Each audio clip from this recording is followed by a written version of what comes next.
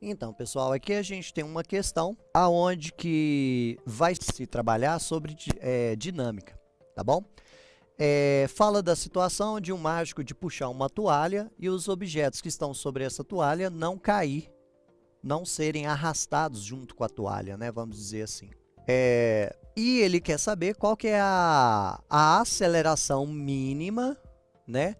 Para que esses objetos não acompanhem a toalha.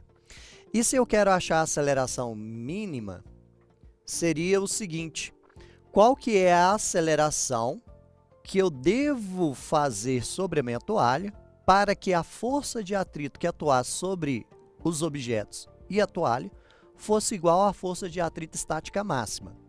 Mas isso é corrigido pela situação que ele fala o seguinte: tem que ser maior. Ou seja, então eu acho o valor mínimo.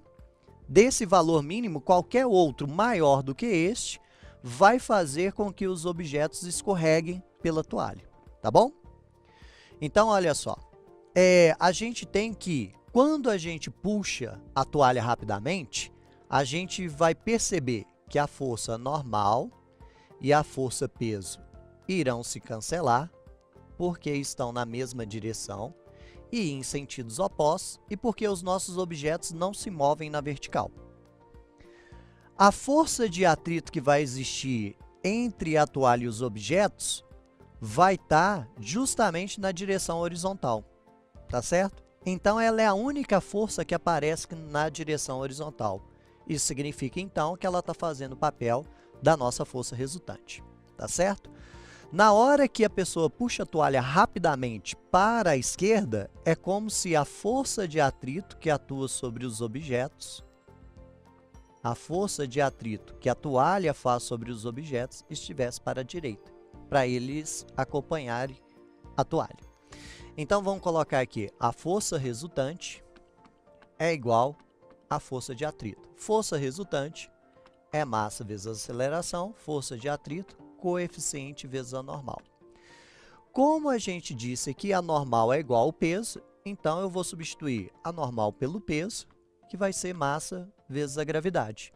Então, massa vezes a aceleração é igual ao coeficiente vezes a massa vezes a gravidade. Cancelo aqui as massas e aí descobri que o valor da aceleração vai ser o coeficiente vezes a gravidade.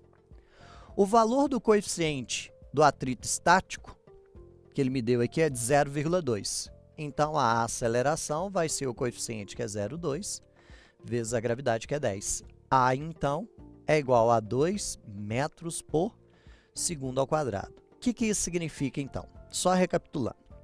Se puxarmos a toalha e produzirmos nela uma aceleração igual a 2 metros por segundo ao quadrado, os objetos irão sofrer uma força de atrito que é igual à sua força de atrito estática máxima, fazendo com que os objetos acompanhem a toalha.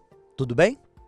Agora, se fizermos uma aceleração maior do que essa, significa que a força resultante vai ser maior do que a força de atrito estática máxima.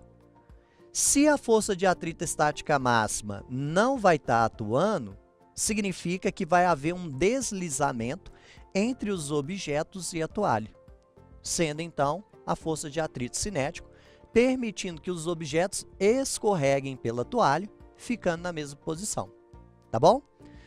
Então, a aceleração com que a pessoa deve puxar tem que ser necessariamente maior do que 2, tá? Por isso que a opção é a letra A.